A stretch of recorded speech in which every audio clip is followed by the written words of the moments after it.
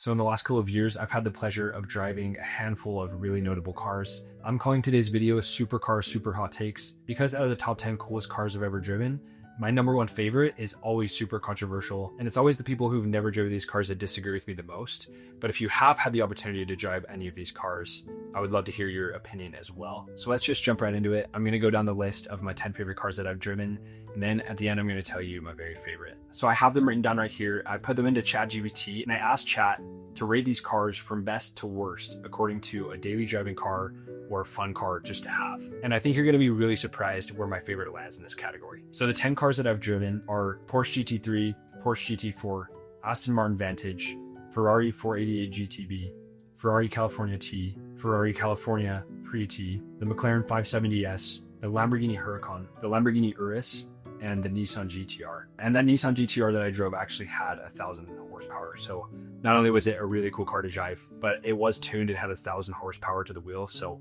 an incredible car to drive, an amazing experience. But real quick, I'm just gonna go down the list and talk about each of these cars. So the Porsche GT3 has just been an all-time favorite for a long time. I think everyone who likes cars loves the GT3. Everyone who wants to consider themselves a driver, I think every one of those people wants a GT3. It's just an amazing car. The GT3 that I had the opportunity to drive was a 2021 and it was a manual option. The GT4 was the first exotic car that I had ever driven. I was 21 and I was on a photo shoot for a guy. And when I was done, he asked me if I'd like to drive it. That was also a manual. So very thankful that I drove a manual in high school so I could have the opportunity to drive both of those. And then the Aston Martin was probably one of the cars that I was most excited to drive, but had probably my most disappointing experience with. They look really amazing. The interior is amazing. They're just so beautiful and aesthetic. And this newer Aston Martin Vantage, it's just got that really cool looking platypus look.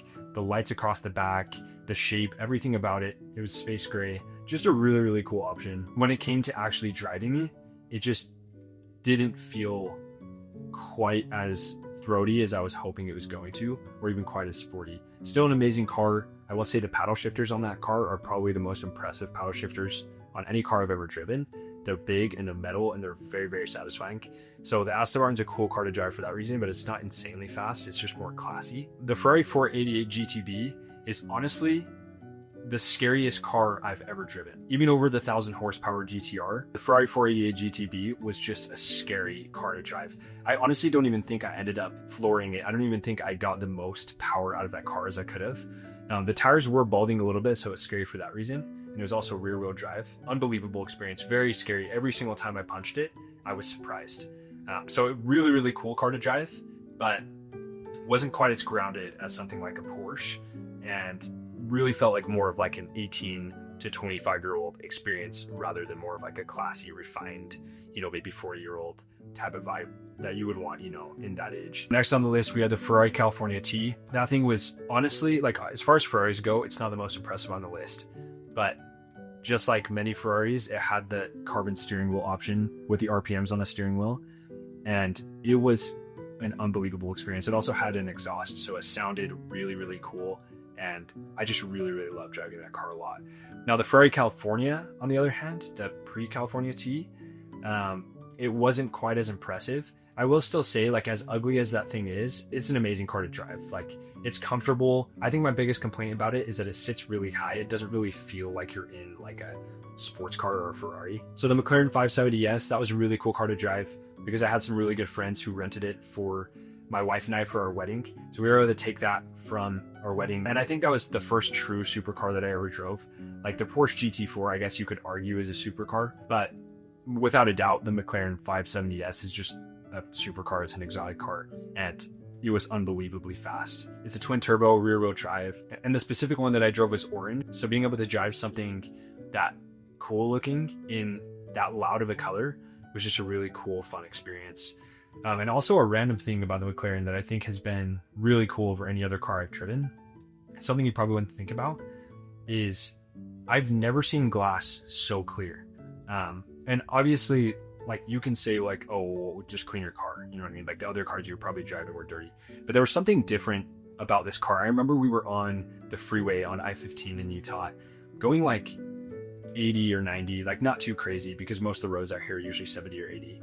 And I just remember it was like silent. Like you could hear the engine, but you couldn't really hear the road very well. It was really quiet, really peaceful. We were driving during twilight, and the glass was just so clear, like no reflections. I don't know, like there was just something about it that was so special and so clear. And I've driven that same McLaren 570S a couple of times, and I've always had the same experience. So kind of a random thing to appreciate, especially about something like that. But yeah, the McLaren 570S is just an amazing car. Other than it breaks all the time, that car is always in the shop. Then next was the Lamborghini Huracan. I honestly, that's definitely one of my higher cars. The Lamborghini Huracan was an unbelievable car to drive. It was all-wheel drive, and it just feels so aggressive and so grounded, and honestly feels really strong. It's really playful, but you feel like you know where you're going. Like it's kind of the opposite of the Ferrari 488 GTB, where you feel like you're kind of squirrely. This Lamborghini Huracan really felt like you just owned the road and you knew exactly to the inch where the tires were going, and there was just something very comfortable about that. I really like driving the Lamborghini Huracan a lot. And then we had the Lamborghini Urus, which I'll get back to in a sec, and then the Nissan GTR. I would say the one thing I didn't like about the GTR is it didn't have a backup camera, which isn't a huge deal. A lot of exotic cars don't have backup cameras, but I think for how big it is and how much tech they already have in it, it wouldn't have been a huge problem to add a backup camera. So that was kind of interesting. I will say that I've never experienced turbo in my life like I have in the GTR. And like I said, it was tuned, so I think that was a part of it, but that was an incredible experience. It was truly an amazing experience. But overall, my very favorite car that I've ever driven was the Lamborghini Urus out of all of those cars. People always try to argue me on it, but unless you've driven these cars, it's hard for you to really hold up a strong conversation, in my opinion. All of these cars I've been able to have for at least a day or more. And the Lamborghini Urus I was able to have for a couple of days. And I just absolutely fell in love with that car. It feels so good. The cabin is so quiet. Unless you turn on Corsa mode, then you can hear the engine really, really well. The option that I had was navy blue on the outside and tan on the inside. It just smelled like pure, genuine leather. And the leather was probably the nicest out of any car I've ever experienced. So I don't know what it was. I think a big part of it was the stereo system. It had Bang & Olufsen speakers, and just something about the all-around feel, the comfort, how sleek it is. Most people don't even really notice you're driving a super exotic car around. I think all around, if I could choose one of those cars to have in my garage, it would probably be the Lamborghini Urus.